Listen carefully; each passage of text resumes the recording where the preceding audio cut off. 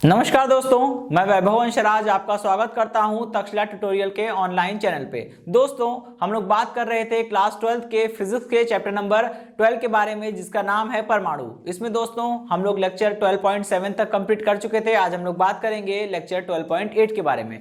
दोस्तों, आज के लेक्चर का हमारा जो पहला टॉपिक है वो एक क्वेश्चन है। देखिए क्वेश्चन में क्या बोल रहे हैं, डी ब्रोगली का परमाणु मॉडल क्या है, ठीक है, तथा यह बोहर के परमाणु मॉडल से किस प्रकार संबंधित है। ठीक, अब यहां पे देखिए इसी चीज में एक क्वेश्चन में आपको दो क्वेश्चन एक तरह से पूछे गए। पहला क्वेश्चन ये है कि डी ब्रोगली का परमाणु मॉडल क्या है, आपको ये बताना है, ठीक है। दूसरे वाले क्वेश्चन में आपसे पूछा गया है कि ये जो डी ब्रोगली का परमाणु मॉडल है ये आपका बोहर के परमाणु मॉडल से किस तरह से जुड़ा हुआ है, आपको ये भी बताना है, ठीक है। चलिए अब हम लोग थोड़ा सा आगे बढ़ते हैं। तो ये तो बात हो गई डी ब्रोगली परमाणु मॉडल क्या है, पहले ये समझेंगे, फिर बाद में देखा जाएगा कि वो बोहर के परमाणु मॉडल से कैसे जुड़ा हुआ है, ठीक है। अच्छा, अब याद करिए डी ब्रोगली के बारे में आपने पढ़ा होगा चैप्टर नंबर 11 में, जहां आपको पढ़ाया गया था द्रव एवं विकिरण की द्वैत प्रकृति। उसमें आपको ये बताया गया था कि जैसे प्रकाश के पास कण और तरंग दोनों तरह का व्यवहार करने की क्षमता होती है, जिसे हम लोग प्रकाश की द्वैत प्रकृति बोलते हैं, ठीक है।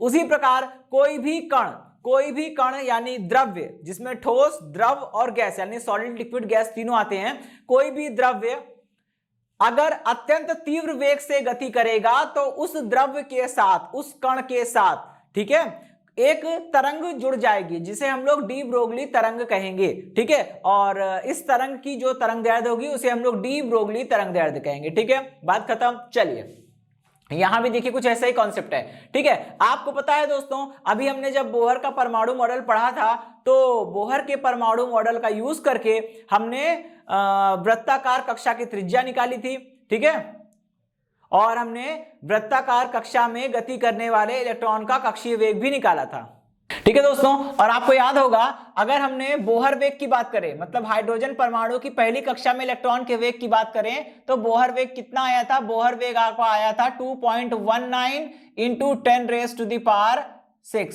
मीटर पर सेकेंड, याद है आपको, ठीक है, इतना वेग आया करता था, ठीक है। अब आप यहां पे देख रहे होंगे कि ये जो वेग है वो 10⁶ मीटर पर सेकेंड की कोटि का है। इसका मतलब क्या हुआ, इसका मतलब ये हुआ कि जो इलेक्ट्रॉन कक्षा में गति करते हैं, ठीक है, जो इलेक्ट्रॉन कक्षा में गति करते हैं उनका वेग अत्यंत उच्च होता है, ठीक है, बिल्कुल सही।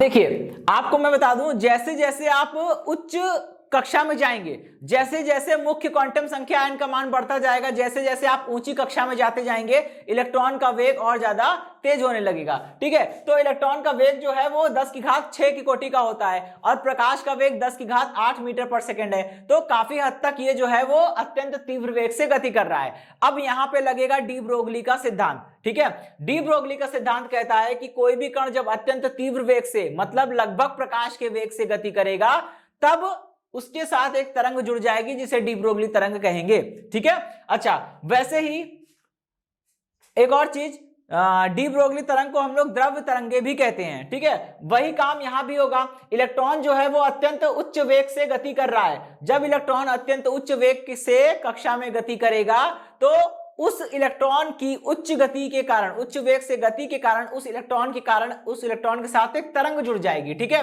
और जब उस इलेक्ट्रॉन के साथ एक तरंग जुड़ जाएगी तो आप ये कह सकते हैं कि उस कक्षा में एक इलेक्ट्रॉन के साथ एक डी ब्रोगली तरंग जो है वो स्थापित हो गई है, ठीक है। अच्छा, अभी देखिएगा, अब जब इलेक्ट्रॉन के साथ वो डी ब्रोगली तरंग इसमें जुड़ गई है तो यहां पे देखिए मैंने आपको ऐसा दिखाया हुआ है कि जैसे आपको लग रहा होगा कि कक्षा में इलेक्ट्रॉन नहीं बल्कि कोई तरंग गति कर रही है, ठीक है।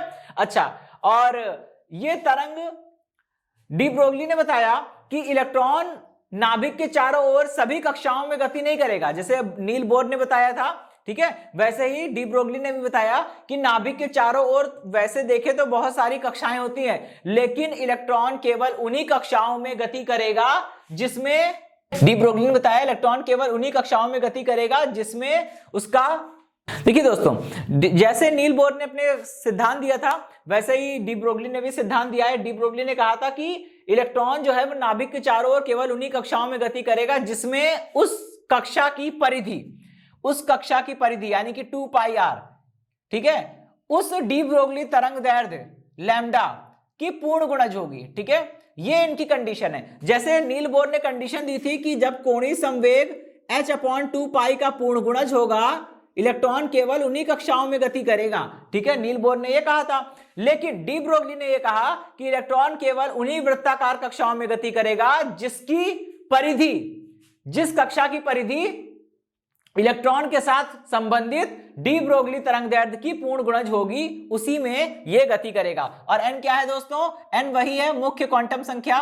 ठीक है, यहां से आप क्या करिए, यहां से 2 पाई r को ऐसे रहने दीजिए। ठीक है, आपको पता है यहां लैम्डा क्या है? लैम्डा जो है वो आपका डी ब्रोगली तरंग है, डी ब्रोगली तरंग की तरंग दैर्ध्य है। ठीक है, और आपको पता है कि डी ब्रोगली तरंग की तरंग दैर्ध्य हमने ये टॉपिक पढ़ रखा है। ठीक है, कितनी होती है? Lambda is equal to h/p यानी कि h/mv। ठीक है, तो यहां पे पुट कर दीजिए इस चीज को। ठीक है, यहां पे n अपनी जगह पे रहेगा, लैम्डा की जगह पे क्या आ जाएगा? h/mv।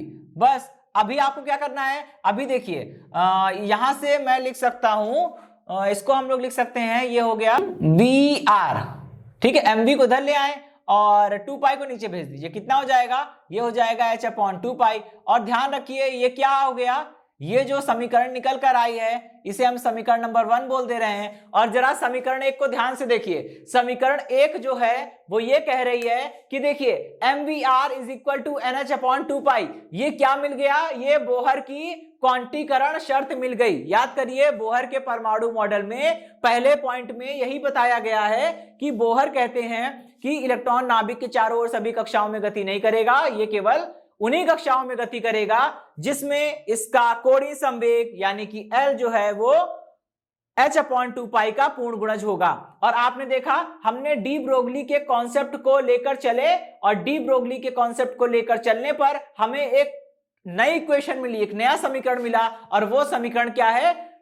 नील बोर के परमाणु मॉडल का एक बिंदु। ठीक है, मतलब नील बोर ने अपने परमाणु मॉडल में जो क्वांटीकरण शर्त दी थी वो हमें वही मिल गई। इसका मतलब कि डी ब्रोगली का परमाणु मॉडल और बोहर का परमाणु मॉडल, दोनों के परमाणु मॉडल क्या है? आपस में एक दूसरे से संबंधित हैं। ठीक है, तो दोनों प्रश्नों का उत्तर मिल गया। डी ब्रोगली का परमाणु मॉडल क्या होता है ये भी हो गया, और ये बोहर के परमाणु मॉडल से किस प्रकार संबंधित है ये भी आपको दिख रहा है। ठीक है, क्योंकि बोहर के डी ब्रोगली की कंडीशन को लेकर चले थे और बोहर की क्वांटाइजेशन कंडीशन मिल गई, इसका मतलब दोनों आपस में संबंधित हैं। ठीक, अच्छा, अभी हम ये टॉपिक तो खत्म हुआ, अब हम लोग आगे बढ़ेंगे। ठीक है, और एक छोटा सा टॉपिक है उसके बारे में जानेंगे। वैसे तो ये टॉपिक हट गया है लेकिन हम लोग उसको बस हल्का सा जानेंगे। पहले ये डिटेल में हुआ करता था, अभी नहीं है आपके कोर्स में। ठीक है, वो टॉपिक है लेजर। लेजर क्या है? नाम खूब सुना होगा। ठीक है, और ये क्या होता है ये बता देंगे, इसके कुछ गुण समझ लेंगे, बस इससे ज्यादा नहीं। बाकी हम लोग को ये अगर देखना है कि कैसे काम करता है तो उसके लिए आपको आगे पढ़ने को मिलेगा। ठीक है, अभी हम लोग केवल उसका नाम जानेंगे और उसके क्या क्या गुण होते हैं इतना जानेंगे। वो कैसे काम करता है कैसे नहीं, वो सारी चीजें अभी हमारे मतलब की नहीं है। ठीक है, ठीक है दोस्तों, लेजर, ठीक है, इसको लेजर बोलते हैं। ये जो लेजर है इसका ये वास्तव में जान लीजिए, ये जो लेजर है वो किसी एक बड़े से नाम का एक शॉर्ट फॉर्म है। ठीक है, लेजर का एक बहुत बड़ा मतलब होता है, उसको इंग्लिश में जानिए, उसका हिंदी में मतलब समझिए और उसके कुछ गुण समझेंगे। ठीक है, देखिए दोस्तों, लेजर जो है वो एक टेक्निक है। ठीक है, और लेजर टेक्निक का जो यूज है वो आजकल ऑलमोस्ट सभी फील्ड में हो रहा है। ठीक है, इंडस्ट्रियल फील्ड में हो रहा है, फैक्ट्री वगैरह में भी आप इसे यूज कर सकते हैं। ठीक है, और मेडिकल के फील्ड में यूज हो रहा है। आपने देखा होगा बहुत सारे ऑपरेशंस वगैरह हैं, जैसे कि आंख का एक ऑपरेशन होता है कार्निया ग्राफ्टिंग। तो कार्निया ग्राफ्टिंग में आपकी आंखों पर लेजर लाइट को गिराया जाता है बहुत थोड़े से समय के लिए। ठीक है, क्योंकि लेजर लाइट अगर ज्यादा देर के लिए गिराई जाएगी तो वो हार्मफुल भी होती है। ठीक है, वो सब चीजें समझेंगे। लेजर बहुत इंपॉर्टेंट है आजकल की डेली लाइफ में। ठीक है, और इसका पहले नाम क्या होता है वो समझेंगे, फिर इसका मतलब समझेंगे और फिर गुण और फिर बाकी बातें करेंगे। ठीक है, देखिए इसका पूरा नाम जो होता है वो होता है, ठीक है, इसका जो पूरा नाम होता है वो होता है light amplification by stimulated emission of radiation. ठीक है, इसका मतलब देखिए लाइट से L निकल कर आया है, एम्प्लीफिकेशन से A निकल कर आया है, और ये जो बाई है, ऑन है, ऑफ है, ये सब क्या होते हैं, ये सब प्रीपोजिशंस होते हैं। और जब भी किसी नाम की शॉर्ट फॉर्म बनाई जाती है तो प्रीपोजिशन को कंसीडर नहीं किया जाता, इसलिए यहां पे प्रीपोजिशन बाई और ऑफ के लिए इनको यहां पे कंसीडर नहीं किया गया है। ठीक है, आगे बढ़िए।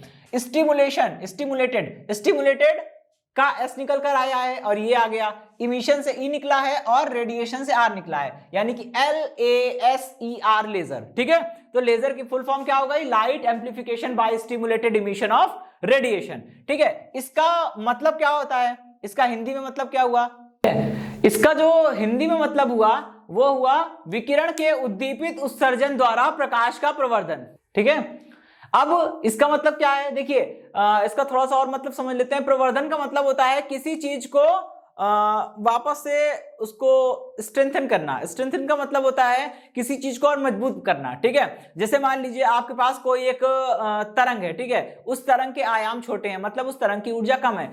अब अगर आपको उस तरंग का प्रवर्धन करना है, इसका मतलब आप कुछ ऐसा करिए कि उस तरंग के आयाम बढ़ जाएं। तरंग के आयाम बढ़ जाएंगे तो तरंग की ऊर्जा बढ़ जाएगी। ठीक है, तो यही चीज होता है प्रवर्धन। प्रवर्धन का मतलब होता है किसी चीज को और ज्यादा शक्तिशाली बनाना। ठीक है, तो होता क्या है, विकिरण के उद्दीपित उत्सर्जन द्वारा, उद्दीपित का मतलब होता है किसी चीज को बाय फोर्स, किसी चीज को फोर्स करना। ठीक है, वही होता है उद्दीपित। तो आप फोर्स्ड रेडिएशन का प्रयोग करके प्रकाश का प्रवर्धन कर सकते हैं। ठीक है, प्रकाश को और ज्यादा तीव्र बना सकते हैं, और लेजर में वही काम होता है। अब ये काम कैसे होता है ये अभी आपके कोर्स में नहीं रहा। ठीक है, तो अब हम लोग आगे बढ़ेंगे और जानेंगे लेजर प्रकाश के गुण। ठीक है, लेजर प्रकाश एक वर्णीय, समांतर तथा कला संबद्ध होते हैं। ठीक है, एक वर्णीय का मतलब मोनोक्रोमेटिक होगा, उसमें केवल और केवल लैम्डा की एक वैल्यू होगी। ठीक है, दो वैल्यू आपको नहीं मिलेगी। तो सबसे बड़ी खासियत कि लेजर प्रकाश जो होता है, लेजर से निकलने वाला जो प्रकाश होगा उसमें लैम्डा की केवल एक वैल्यू होगी, यानी केवल और केवल एक रंग का प्रकाश होगा, एक से ज्यादा रंग आपको नहीं मिलेंगे। और जबकि सामान्य ट्यूबलाइट वगैरह से हमको जो भी प्रकाश मिलता है उसमें मोर देन 1 लैम्डा होते हैं, मतलब कि एक से ज्यादा तरंगदैर्घ्य मौजूद होती है, एक से ज्यादा कलर, एक से ज्यादा रंग की प्रकाश, एक से ज्यादा रंग का प्रकाश होता है। ठीक है, अच्छा, एक वर्णी का मतलब यही हुआ भाई, सीरीज बात है। एक का मतलब सिंगल वन, और वर्ण का मतलब होता है कलर। वर्ण का मतलब क्या होता है, कलर।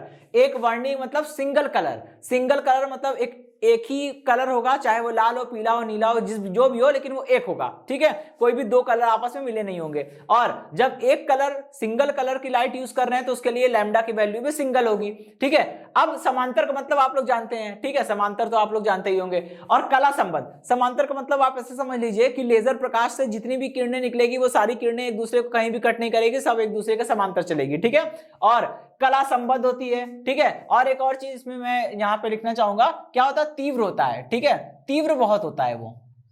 ठीक, लेजर प्रकाश तीव्र, एक वर्णीय, समांतर तथा कला संबद्ध होते हैं। ये इसके बहुत अच्छे से बहुत इंपॉर्टेंट गुण है। ठीक है, तो आपसे एमसीक्यू में पूछ सकते हैं, मोस्ट इंपॉर्टेंट है कि लेजर का पूरा नाम क्या है। एक नंबर का क्वेश्चन आता है, एक नंबर का क्वेश्चन आता है कि लेजर का पूरा नाम क्या है, तो आपको लिखना होगा लेजर का पूरा नाम light amplification by stimulated emission of radiation है। इसका मतलब होता है विकिरण के उद्दीपित उत्सर्जन द्वारा प्रकाश का प्रवर्धन। ठीक है, इतना लिखना होगा, एक नंबर आपको मिल जाएगा। अब अगर इसके गुण पूछे जाएंगे तो वो आपको अलग से लिखना पड़ेगा। ठीक है, अच्छा, और एक और चीज, अगर 2 नंबर में आएगा तो आप बिना पूछे इसके गुण भी लिखेंगे। ठीक है, और हाँ, मैं ये बता रहा था कि अगर एमसीक्यू में आएगा तो इस तरह से पूछा जाएगा आपसे कि निम्न में से कौन सा लेजर प्रकाश का गुण नहीं है। तो लेजर प्रकाश के ये सारे गुण आप याद कर लीजिए, और इन सब के अलावा कुछ भी ऑप्शन, कोई भी ऑप्शन जो अलग दिखेगा वही उसका गुण नहीं होगा, आपको उसे टिक करना है। ठीक है, ये सब तो उसके गुण हैं, जो नहीं होगा वो आपको टिक करना है। तो चलिए, ये टॉपिक कंप्लीट हुआ। अब हम लोग बढ़ेंगे आगे, और अभी तक हमने इस चैप्टर में जितना कुछ भी पढ़ा है उस पर जुड़े कुछ न्यूमेरिकल्स देखेंगे हम लोग। ठीक है दोस्तों, अब जो नेक्स्ट क्वेश्चन है वो क्या है, हाइड्रोजन परमाणु की मूल अवस्था में ऊर्जा कितनी है, -13.6 इलेक्ट्रॉन वोल्ट होती है। आपको याद होगा जब मैंने आपको इलेक्ट्रॉन की ऊर्जा निकलवाई थी, फिर मैंने हाइड्रोजन परमाणु की पहली कक्षा में इलेक्ट्रॉन की ऊर्जा निकाली थी, और वो कितनी आई थी, -13.6। तभी मैंने कहा था कि इलेक्ट्रॉन की पहली कक्षा में, यानी कि न्यूनतम अवस्था में या मूल अवस्था में, ठीक है, उसकी ऊर्जा कितनी है, -13.6। आप इसे कम से कम प्लस 13.6 इलेक्ट्रॉन वोल्ट की ऊर्जा देंगे, तब जाके ये अपनी कक्षा से बाहर निकलेगा। इसीलिए बोला था कि हाइड्रोजन परमाणु का आयनन विभव या आयनन ऊर्जा कितनी होती है, प्लस में 13.6 इलेक्ट्रॉन वोल्ट होती है। ठीक है, अभी देखिए बोल रहा है तो दूसरी कक्षा में ऊर्जा ज्ञात कीजिए। बहुत इजी क्वेश्चन है। ठीक है, अब इसको समझिएगा, आप इस क्वेश्चन को डायरेक्ट भी कर सकते हैं। ठीक है, लेकिन आपको यहां पे 13.6 इलेक्ट्रॉन वोल्ट दिया है, अगर आप इसका यूज करेंगे तो आपकी कैलकुलेशन आसान हो जाएगी, वरना आपकी कैलकुलेशन टफ हो जाएगी। आइए देखते हैं कैसे। ठीक है, देखिए दोस्तों, हम जानते हैं कि किसी परमाणु की किसी कक्षा में इलेक्ट्रॉन की कुल ऊर्जा कितनी होती है। इलेक्ट्रॉन की ऊर्जा का मान जो होता है वो En, n मतलब nवीं कक्षा में ऊर्जा, En is equal to minus R H C into में जेड अपॉन एन का होल स्क्वायर। ठीक है, ये फॉर्मूला निकल कर आया था। अच्छा, लेकिन ये फॉर्मूला जो है वो आंसर आपको किस में देगा, जूल में देगा। अगर आपको यही आंसर इलेक्ट्रॉन वोल्ट में निकालना है तो आपके लिए एक फॉर्मूला है कि En इज इक्वल टू कितना होता है, माइनस का 13.6। ठीक है, माइनस 13.6 इंटू में जेड अपॉन में एन का होल स्क्वायर, ये इलेक्ट्रॉन वोल्ट में आएगा। ठीक है, ठीक। अच्छा, इतनी बात समझ में आ गई। अगर आपको ये चीज ना समझ में आ रही हो तो आप इसको ऐसे भी समझ सकते हैं कि भाई देखिए, हाइड्रोजन परमाणु, पहले में पता है किसी भी परमाणु की nवीं कक्षा में इलेक्ट्रॉन की ऊर्जा का मान कितना होता है, R H C into Z upon में एन का होल स्क्वायर। ठीक है, अच्छा, अभी हम बात कर रहे हैं और जो दिया गया उसको समझिएगा। हाइड्रोजन परमाणु की बात हो रही है। ठीक है, हाइड्रोजन परमाणु की मूल अवस्था, हाइड्रोजन परमाणु का मतलब Z बराबर 1। ठीक है, और मूल अवस्था का मतलब n बराबर 1। इसी में Z बराबर 1 और n बराबर 1 रख दीजिए। ठीक है, कितना हो जाएगा, E1 इज इक्वल टू कितना दिया है, आर एच सी हो जाएगा, और जेड की जगह 1 रखेंगे और एन की जगह 1 रखेंगे। ठीक है, इसको आप जरा कैलकुलेट करिए, कितना आएगा, ये आ जाएगा माइनस का आर एच सी। ठीक है, और ये जो E1 लिखा है, E1 मतलब हाइड्रोजन परमाणु की पहली कक्षा में इलेक्ट्रॉन की ऊर्जा, E1 मतलब पहली कक्षा में ऊर्जा। ठीक है, अच्छा, अभी इसी ऊर्जा का मान तो आपको दिया है, इसी ऊर्जा का मान आपको दिया है, कितना दिया है, इस ऊर्जा का मान आपको दिया है माइनस का 13.6 इलेक्ट्रॉन वोल्ट। ठीक है, यहां से जो ऊर्जा आएगी वो बेशक किसमें होगी, जूल में होगी, लेकिन ये ऊर्जा जो आ रही है, जो आपको दी गई है, वो भी क्या है, हाइड्रोजन परमाणु की पहली कक्षा में ऊर्जा है, वो भी कितनी है, 13.6 इलेक्ट्रॉन वोल्ट है। दोनों को बराबर कर दीजिए, क्योंकि दोनों है तो एक ही चीज ना। इसका मतलब माइनस का आर एच सी बराबर कितना हो जाएगा, माइनस का 13.6, और यहां से माइनस माइनस कैंसिल कर दीजिए। इसका मतलब आर एच सी की वैल्यू कितनी हो जाएगी, 13.6 इलेक्ट्रॉन वोल्ट हो जाएगी। ठीक है, तो अगर आर एच सी की वैल्यू 13.6 इलेक्ट्रॉन वोल्ट है, तो हमने इस फॉर्मूले में ये आरएससी की जगह पे अगर 13.6 रख दिया है तो क्या दिक्कत है। ठीक है, ये फॉर्मूला अगर आप यूज करेंगे तो आपका कैलकुलेशन आसान हो जाएगा और आप जल्दी से इसको कैलकुलेट कर सकते हैं। ठीक है, अदरवाइज आप ये फॉर्मूला लगाएंगे तो काफी लेंदी हो जाएगा कैलकुलेशन। ठीक, कैलकुलेशन से बचने के लिए थोड़ा सा दिमाग का प्रयोग करके सही फॉर्मूला लगाइए, वरना कैलकुलेशन काफी खतरनाक हो जाएगी। देखिए क्या करेंगे, ये है, हम वो वाला फॉर्मूला लेंगे। ठीक है, ताकि वो कैलकुलेशन ज्यादा टफ ना बने। कितना हो जाएगा, minus 13.6 into Z upon N का होल स्क्वायर। ठीक है भाई, चलिए अभी क्या करेंगे, यहां पे सेट कर दीजिए हाइड्रोजन परमाणु की पहली कक्षा के लिए। ठीक है, अच्छा, हाइड्रोजन परमाणु की पहली कक्षा की भी जरूरत नहीं, क्योंकि हम ये फॉर्मूला यूज कर रहे हैं तो उसकी जरूरत नहीं है। अब आप बात करते हैं दूसरी कक्षा में ऊर्जा निकालनी है, तो हाइड्रोजन परमाणु की दूसरी कक्षा के लिए, परमाणु की दूसरी कक्षा के लिए क्या होगा भाई, हाइड्रोजन परमाणु की बात हो रही है मतलब Z बराबर 1, और दूसरी कक्षा की बात हो रही है मतलब N बराबर 2। यहां पे रख दीजिए, कितना हो जाएगा, E2। ठीक है, E2 is equal to minus का 13.6 इंटू भाई Z की जगह 1 और N की जगह 2, इसका स्क्वायर कर दीजिए, कितना हो जाएगा, ये हो जाएगा माइनस का 13.6 इंटू 1/4। इसको आप कैलकुलेट कर लीजिए, कितना हो जाएगा, माइनस का 4 3 12 3.1 4 चौके 16 3.4। ठीक है, इलेक्ट्रॉन वोल्ट, यानी E2 की वैल्यू कितनी आ जाएगी, माइनस 3.4 इलेक्ट्रॉन वोल्ट। E2 का मतलब क्या है भाई, E1 का मतलब क्या होता है, हाइड्रोजन परमाणु की पहली कक्षा में ऊर्जा। ठीक है, क्योंकि En का मतलब क्या है, nवीं कक्षा में ऊर्जा, और यहाँ पे E2 लिखा है, इसका मतलब n की जगह 2 आ गया, मतलब दूसरी कक्षा की बात हो रही है। तो हाइड्रोजन परमाणु की दूसरी कक्षा में ऊर्जा कितनी होगी, माइनस 3.4 इलेक्ट्रॉन वोल्ट। ठीक है, चलिए अब हम लोग आगे बढ़ेंगे और देखेंगे अपना नेक्स्ट क्वेश्चन। तो इस क्वेश्चन में क्या बोल रहे हैं, किसी परमाणु की प्रथम कक्षा में इलेक्ट्रॉन की ऊर्जा कितनी है, माइनस 27.2 इलेक्ट्रॉन वोल्ट है। ठीक है, तीसरी कक्षा में ऊर्जा कितनी होगी। तो देखिए इसका दोस्तों इसका सॉल्यूशन बहुत ही सीधा सा है, ठीक है, सॉल्यूशन बहुत ही सीधा है। वो ये है कि आपको पहली कक्षा में ऊर्जा दे रखी है, ठीक है, आपको nवीं कक्षा में ऊर्जा का सूत्र पता है, आपको पहली कक्षा में ऊर्जा दी गई है और उसी की सहायता से आपको तीसरी कक्षा में ऊर्जा निकालनी है, ठीक है। तो सबसे पहले लिखेंगे, हम जानते हैं कि किसी परमाणु की nवीं कक्षा में ऊर्जा का मान कितना होता है, -RHc इंटू में Z/n का होल स्क्वायर। ये वैल्यू किस में आएगी, आपकी जूल में आएगी। और अगर आप इलेक्ट्रॉन वोल्ट में एनर्जी चाहते हैं तो आपको इसी एनर्जी को 1.6 से भाग करना होगा और ये सारे कांस्टेंट्स की वैल्यू रखनी होगी। इनको पूरा हल करने के बाद आपका जो रिजल्ट आएगा वो कितना आएगा, En is equal to -13.6 into 10 into Z/n का होल स्क्वायर, ठीक है। अच्छा, अभी यहां पे दोस्तों दो काम हो सकते हैं, ठीक है। पहला तरीका यह है कि हमें पता है कि पहली कक्षा में ऊर्जा दी हुई है, ठीक है, पहली कक्षा में ऊर्जा का मान रखें यानी E1, यहां पे n बराबर 1 रखें, ठीक है। तो पहली कक्षा में E1 आ जाएगा, पहली कक्षा में ऊर्जा, और पहली कक्षा में ऊर्जा आपको दी गई है यहाँ पे कितनी 27.2 इलेक्ट्रॉन वोल्ट, वो रख के यहां से सबसे पहले Z का मान निकाले। ये पहला तरीका है, ठीक है। और फिर वो Z का मान दोबारा रखे और n का मान 3 रखे और इसको फिर से सॉल्व करें तो आपका आंसर आ जाएगा, ठीक है। ये पहला तरीका है। आइए देखते हैं, हम लोग दोनों तरीका देख ले, दोनों मेथड देख लेते हैं, दोनों तरीके, ठीक है। फर्स्ट तरीका ये है कि सबसे पहले आप क्या करिए, पहली कक्षा के लिए, ठीक है, पहली कक्षा के लिए क्या करिए, n बराबर 1 रख दीजिए, ठीक है। इस समीकरण का यूज करेंगे, इस वाली इक्वेशन का यूज करेंगे, ठीक है। रखिए जरा, ये हो जाएगा E1 इज इक्वल टू कितना हो जाएगा, -13.6 अपनी जगह पे रहेगा। Z की वैल्यू मुझे नहीं पता है लेकिन n की वैल्यू पता है, इसको रख दीजिए, ठीक है। अब देखिए E1 क्या है, पहली कक्षा में इलेक्ट्रॉन की ऊर्जा जो कि आपको दी गई है, पहली कक्षा में ऊर्जा कितनी है, 27.2 इलेक्ट्रॉन वोल्ट, वो यहां पे रख दीजिए, -27.2 इलेक्ट्रॉन वोल्ट है, ठीक है, इज इक्वल टू -13.6 इंटू ये हो जाएगा Z²। आप इसे कैलकुलेट करिए, Z² इज इक्वल टू कितना आ जाएगा, 2 आ जाएगा, यानी कि यहां से Z इज इक्वल टू कितना आ गया, Z इज इक्वल टू हो गया √2, ठीक है। Z की वैल्यू आपको आगे काम आएगी, ठीक है। आपको क्या पूछा गया है, आपसे पूछा गया है कि तीसरी कक्षा में ऊर्जा कितनी होगी। तो भाई तीसरी कक्षा के लिए आप क्या करेंगे, फिर से फॉर्मूला लगाइए, ठीक है।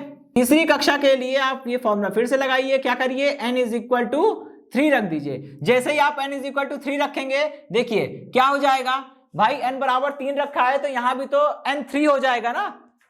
En का मतलब होता है nवीं कक्षा में ऊर्जा, तो n की जगह पे अगर मैं 3 रख दूंगा तो ये E3 बन जाएगा। E3 का मतलब क्या हुआ, E का मतलब एनर्जी, 3 का मतलब तीसरी कक्षा में ऊर्जा, ठीक है। तो कितना हो जाएगा, E3 इज इक्वल टू, यहां देखिए ये हो जाएगा -13.6 मल्टीप्लाइड बाय Z की वैल्यू हम निकाल चुके हैं ऑलरेडी, कितना है, √2 है, तो यहां पे हो जाएगा √2 डिवाइडेड बाय n की वैल्यू कितनी है, मैं यहां पे तीसरी कक्षा के लिए काम कर रहा हूं तो यहां पे n बराबर 3 रख देंगे, ठीक है। इसका आप स्क्वायर कर दीजिए और कितना आ जाएगा, E3 is equal to -13.6 multiplied by ये हो जाएगा 2, √2 का स्क्वायर करने पे 2 आएगा, ये 9 हो जाएगा। और जब आप इसे कैलकुलेट करेंगे तो ये E3 इज इक्वल टू कितना आ जाएगा, 3.02 है, माइनस साइन के साथ इलेक्ट्रॉन वोल्ट, ये हो गया, ठीक है। अच्छा, अभी तो ये तीसरी कक्षा में ऊर्जा निकल आई। आइए अब हम लोग यहाँ पे दूसरा तरीका अपनाते हैं। दूसरा तरीका ये है कि हमें पता है कि En बराबर क्या होता है, n बराबर होता है माइनस का 13.6 इंटू Z/n का होल स्क्वायर, ठीक है।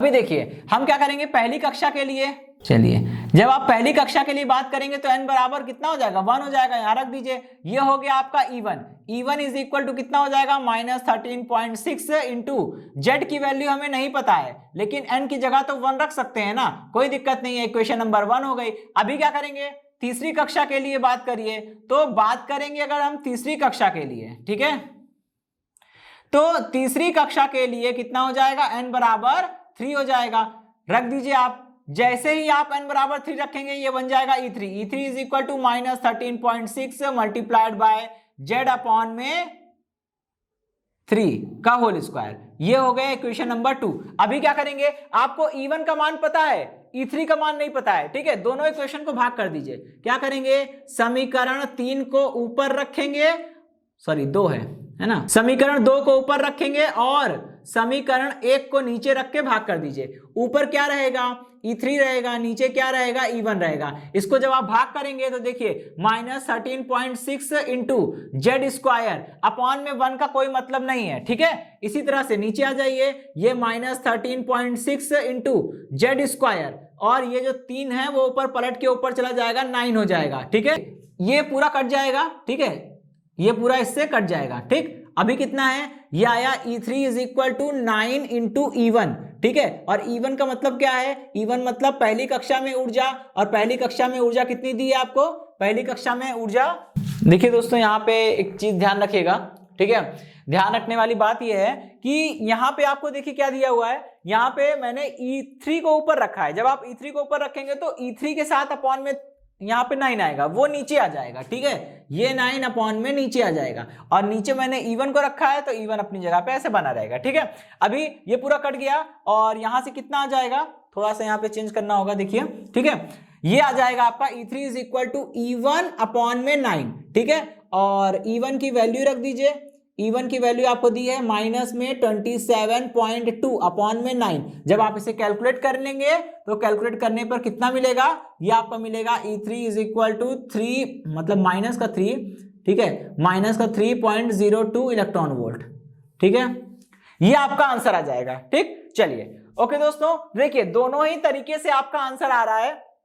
बस हमने यहां क्या किया, पहले वाले तरीके में मैंने पहले जेड की वैल्यू निकाली, E1 की हेल्प से जेड की वैल्यू निकाली है, फिर वही फॉर्मूला दोबारा लगाया है n बराबर 3 के लिए, और जेड की जो पहले वैल्यू निकाली थी वो रख दी और आपको E3 की वैल्यू मिल गई। जबकि दूसरे वाले में क्या किया गया है, पहली कक्षा के लिए n बराबर 1 रखा, जेड की वैल्यू नहीं पता है, कोई बात नहीं, समीकरण नंबर 1 बन गई। तीसरी कक्षा के लिए n बराबर 3 रखा, जेड की वैल्यू नहीं पता है, कोई बात नहीं, समीकरण नंबर 2 बन गई। E3 का मान निकालना है, तीसरी कक्षा में ऊर्जा निकालनी है, तो दूसरी कक्षा की दूसरी समीकरण को ऊपर और तीसरी पहले समीकरण को नीचे रख के भाग कर दिया, E3 का मान निकल आएगा अगर आपको E1 का मान पता है तो, ठीक है। चलिए ये क्वेश्चन हो गया, अब हम लोग बढ़ेंगे अपने नेक्स्ट क्वेश्चन की ओर। तो अब हम लोग देखेंगे अपना नेक्स्ट क्वेश्चन। देखिए अगले क्वेश्चन में क्या बोल रहे हैं, हाइड्रोजन परमाणु की मूल अवस्था में यानी n बराबर 1 में इलेक्ट्रॉन की ऊर्जा कितनी है, -13.6 इलेक्ट्रॉन वोल्ट है, ठीक है। हमने क्या किया है, इसे 10.2 इलेक्ट्रॉन वोल्ट की ऊर्जा अपने पास से दे दी।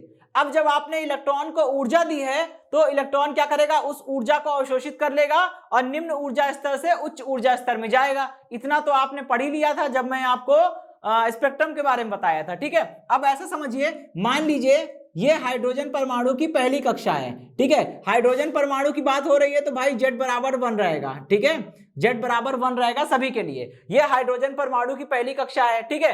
आपने क्या किया, इसे ऊर्जा दी, इसमें कोई एक इलेक्ट्रॉन है, ठीक है। जब आप इस इलेक्ट्रॉन को ऊर्जा देंगे तो ये किसी कक्षा में चला जाएगा। हमने मान लिया है ये n बराबर n2 कक्षा में जा रहा है, ठीक है। n बराबर एक मिनट रुकिए, n2 नहीं बोल सकता हूं मैं, n2 नहीं बोल सकता, ये कोई कक्षा है, उसकी क्वांटम संख्या कितनी है, n है। हमने मान लिया उसकी क्वांटम संख्या कितनी है, n है, ठीक है।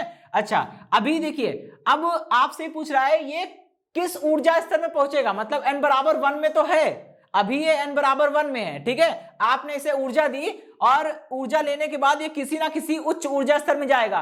n बराबर 1 से n बराबर 2 में जाएगा, n बराबर 3 में जाएगा, n बराबर 4 में जाएगा, या कहां जाएगा आपको यही बताना है, ठीक है। तो हमको नहीं पता कि वो कहां जाएगा, n बराबर 2 में या 3 में या 4 में कहां जाएगा, मैं नहीं पता। इसके लिए हमने क्या किया, यहां से बस एक मान लिया कि ये पहली कक्षा से निकल के nवीं कक्षा में पहुंच जाएगा, पहली कक्षा से निकल के nवीं कक्षा में पहुंच जाएगा, ठीक है। जब आप इसे बाहर से ऊर्जा देंगे तब ये ऐसा होगा, और बाहर से जो आप इसे ऊर्जा दे रहे हैं वो किस रूप में देंगे, वो आप इसे फोटोन के रूप में देंगे, ठीक है। मान लीजिए फोटोन की ऊर्जा, फोटोन की आवृत्ति कितनी है, न्यू, तो फोटोन की ऊर्जा कितनी होगी, h न्यू। ये h न्यू ऊर्जा, ये ऊर्जा आप फोटोनों के रूप में देंगे, तो ये फोटोन जब ये इलेक्ट्रॉन पे गिरेंगे, इलेक्ट्रॉन क्या करेगा, उस फोटोन की सारी ऊर्जा को अवशोषित कर लेगा और निम्न ऊर्जा स्तर n बराबर 1 से किसी उच्च ऊर्जा स्तर n में पहुंच जाएगा, ठीक है। अब n का मान कितना है हमको भी नहीं पता, तो इसके लिए देखिए दोस्तों एक चीज तो तय है, ठीक है। क्या तय है कि पहली कक्षा की ऊर्जा हमने कितनी मान ली है, E1, ठीक है।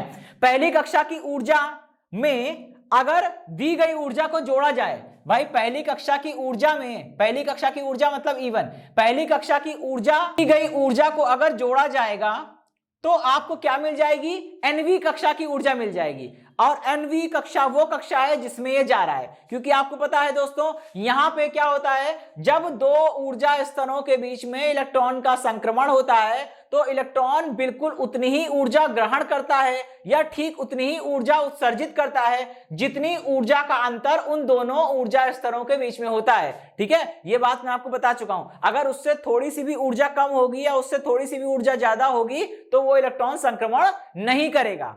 ठीक है, इलेक्ट्रॉन संक्रमण करते वक्त उतनी ही ऊर्जा अवशोषित करेगा और ठीक उतनी ही ऊर्जा उत्सर्जित करेगा जितनी उन ऊर्जा स्तरों के बीच में ऊर्जाओं का अंतर है। इसका मतलब nवीं कक्षा में ऊर्जा माइनस पहली कक्षा में ऊर्जा को घटाएंगे तो एनर्जी का डिफरेंस कितना आना चाहिए, 10.2, ठीक 10.2 का ही आना चाहिए।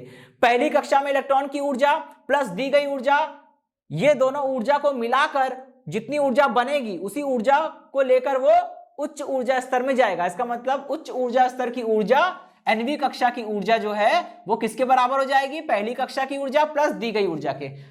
उम्मीद करता हूं ये बात आपको समझ में आई होगी। अगर ये बात आपको समझ में आ गई तो बस इसमें इतना ही करना है। ठीक है, इसमें इससे ज्यादा कुछ करना नहीं है।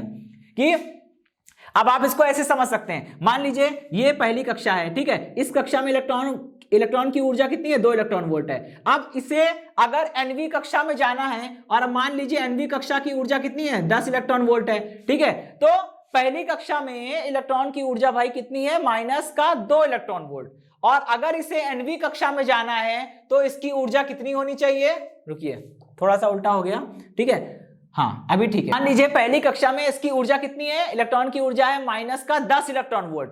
और अगर इसे nवीं कक्षा में जाना है तो nवीं कक्षा में जाने के लिए इलेक्ट्रॉन की ऊर्जा कितनी होनी चाहिए, -2 इलेक्ट्रॉन वोल्ट। तो आपको पता है अगर -10 इलेक्ट्रॉन वोल्ट की ऊर्जा स्थिति वाले सिचुएशन में आप इलेक्ट्रॉन को कितनी ऊर्जा दें कि उसकी ऊर्जा -2 हो जाए, तो आपको पता है अगर 10 इलेक्ट्रॉन वोल्ट में 8 इलेक्ट्रॉन वोल्ट की ऊर्जा हम दे दें तो ये दोनों मिलके कितना हो जाएगा, -2 इलेक्ट्रॉन वोल्ट हो जाएगा। और जैसे ही इलेक्ट्रॉन की कुल ऊर्जा -2 इलेक्ट्रॉन वोल्ट होगी तभी वो nवीं ऊर्जा स्तर में पहुंच पाएगा, अन्यथा नहीं। ठीक है, अगर आप इसे थोड़ी सी भी ज्यादा ऊर्जा देंगे या थोड़ी कम ऊर्जा देंगे तो इलेक्ट्रॉन संक्रमण नहीं करेगा। ये बिल्कुल वही चीज है। यहां पे आप देख रहे हैं पहली कक्षा में ऊर्जा, इलेक्ट्रॉन की पहली कक्षा में ऊर्जा यानी 10 इलेक्ट्रॉन वोल्ट प्लस आपके द्वारा दी गई ऊर्जा जो आप फोटोनों के माध्यम से दे रहे हैं प्लस दी गई ऊर्जा इज इक्वल टू nवीं कक्षा में ऊर्जा। यहां पे मैंने वही लाइन लिखी है जो कि मोस्ट इंपॉर्टेंट लाइन है। अगर ये समझ में आ गया तो आपको सब समझ में आ जाएगा। ठीक है,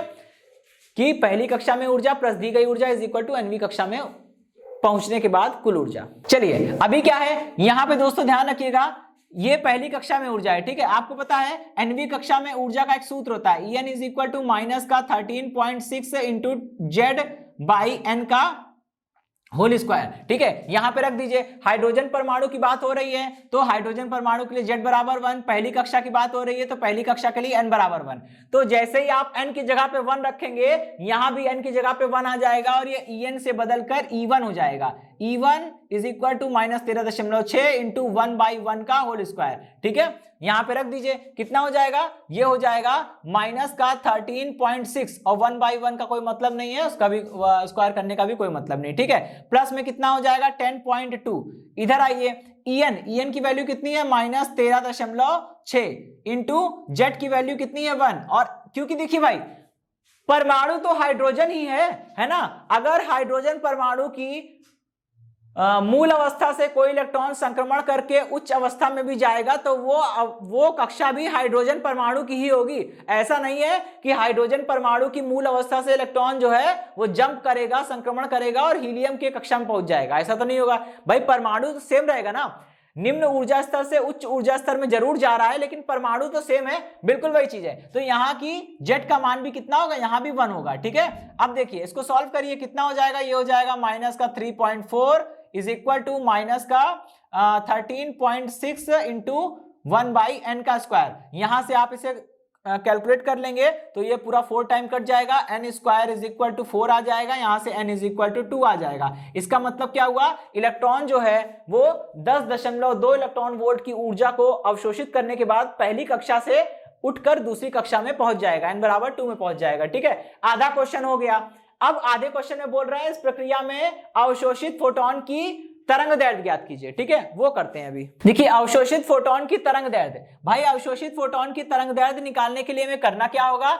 देखिए अगर आपको पता है कि अगर आपको यह देखना हो कि इलेक्ट्रॉन ने निम्न ऊर्जा स्तर से उठकर उच्च ऊर्जा स्तर में आने के लिए कितनी ऊर्जा का अवशोषण किया है, तो बस आपको करना क्या है, आपको पता है उच्च ऊर्जा स्तर की एनर्जी ज्यादा होगी और निम्न ऊर्जा स्तर की एनर्जी कम होगी। ज्यादा एनर्जी वाली ऊर्जा स्तर में से कम एनर्जी वाले ऊर्जा स्तर की वैल्यू को घटा दीजिए। जब ज्यादा ऊर्जा में से कम ऊर्जा को घटाएंगे तो आपको यह पता चल जाएगा दोनों कक्षाओं के बीच में ऊर्जा का कितना अंतर है, और ऊर्जा का ये जो अंतर निकल के आएगा इतनी ही ऊर्जा आपको देनी पड़ेगी जब अवशोषण होगा। ठीक है, और ठीक उतनी ही ऊर्जा आपको मिलेगी जब इलेक्ट्रॉन उच्च ऊर्जा स्तर से निम्न ऊर्जा स्तर में आएगा, यानी उत्सर्जन होगा। ठीक है, तो आपको ऊर्जाओं का अंतर निकालना है। आपको पता चल गया कि इलेक्ट्रॉन जो है वो दूसरी कक्षा में जा रहा है। ठीक है, पहली कक्षा से निकल के दूसरी कक्षा में जा रहा है। दूसरी कक्षा की ऊर्जा ज्यादा होगी और पहली कक्षा की ऊर्जा कम होगी। ज्यादा वाली ऊर्जा में से कम वाली ऊर्जा को घटाइए और ये जो ऊर्जा का अंतर मिलेगा इतनी ऊर्जा आपने इलेक्ट्रॉन को दी थी, तभी वो इलेक्ट्रॉन निम्न ऊर्जा स्तर से उच्च ऊर्जा स्तर में गया था। ठीक है, और ये ऊर्जा आपने फोटोनों के रूप में दी थी। तो यहाँ पे बोहर की आवर्ती संबंध, बोहर का आवर्ती संबंध याद करिए। बोहर के परमाणु मॉडल में पॉइंट नंबर 3 जो कि ये कहता है कि दो ऊर्जा स्तरों के मध्य जितनी ऊर्जा का जो अंतर होता है उतनी ऊर्जा हमें प्रदान करनी पड़ती है, उतनी ऊर्जा हमें उत्सर्जित होती है, हमें मिलती है। ठीक है, वो ऊर्जा फोटोनों के रूप में होती है, इसलिए h nu is equal to energy difference. ठीक है, अभी यहां से हमको क्या करना है दोस्तों, तरंग दैर्ध्य निकालनी है। तो क्या होगा, यहां तरंग दैर्ध्य लिखिए। तरंग दैर्ध्य के लिए हम क्या करेंगे, आपको पता है कि भाई न्यू बराबर कितना होता है, c अपॉन लैम्डा होता है। तो यहां पे लैम्डा रखिए। ठीक है, कितना हो जाएगा, ये हो जाएगा E2 माइनस E1। ठीक है, अभी इसको कैलकुलेट करना है, लैम्डा की वैल्यू निकालनी है। इसको मैं मिटा रहा हूं क्योंकि अब इसका काम नहीं है। यहां से जरा लैम्डा की वैल्यू निकालिए, कितना आएगा, lambda is equal to HC upon में E2 माइनस E1। ठीक है, कैलकुलेट करिए इसको। Lambda is equal to h की वैल्यू कितनी हो जाएगी, 6.6 into 10 raise to the power minus 34 multiplied by 3 into 10 raise to the power 8। ठीक है, डिवाइडेड बाय E2 की वैल्यू कितनी है, E2 की वैल्यू है माइनस का 3.4। ठीक है, और E1 की वैल्यू कितनी है, E1 की वैल्यू है स्वयं में E1 की वैल्यू देखिए खुद में -1 है, मतलब माइनस में है। ठीक है, 13.6 इलेक्ट्रॉन वोल्ट। ठीक, और वैसे भी आप देख सकते हैं कि E2 माइनस E1 वही होगा। ठीक है, E2 माइनस E1 वही होगा जो डेल्टा E के बराबर है, और ये डेल्टा E वही ऊर्जा है जो आपने प्रदान की थी। यानी ये जो है वो डायरेक्ट किसका मान दिया है, वो डायरेक्ट आपको E2 माइनस E1 का मान दिया है। आप ऐसे भी देख सकते हो, चाहे तो उसको हटा लीजिए, वही चीज आएगी लौट के। 6.6 into 3 into 10 raise to the power, ये हो गए माइनस का 26, और इसको आप कैलकुलेट करेंगे तो प्लस का 13.6 माइनस का 3.4 कितना हो जाएगा, 10.2। अब आप इसे, और ये ऊर्जा इलेक्ट्रॉन वोल्ट में, ध्यान रखिएगा इलेक्ट्रॉन वोल्ट की ऊर्जा है, इसको कन्वर्ट करना पड़ेगा जूल में। 1.6 into 10 raise to the power, electron volt को जूल में कन्वर्ट करने के लिए गुणा करते हैं। ठीक है, 1.6 into 10 raise to the power minus 19 से गुणा कर दिया। क्यों भाई, क्योंकि यहाँ पे आपको पता है कि एक इलेक्ट्रॉन वोल्ट बराबर कितना होता है, 1.6 इंटू 10 की पावर माइनस 19 जूल के बराबर होता है। ठीक है, इस चीज का ध्यान रखिएगा, इसी का यूज हमने यहाँ किया। जब इसे कैलकुलेट कर लेंगे आप तो वैल्यू आ जाएगी 1.213 into 10 raise to the power minus 7 metre. ठीक है, ये वो तरंग दैर्ध्य है जो आपको पूछी गई थी।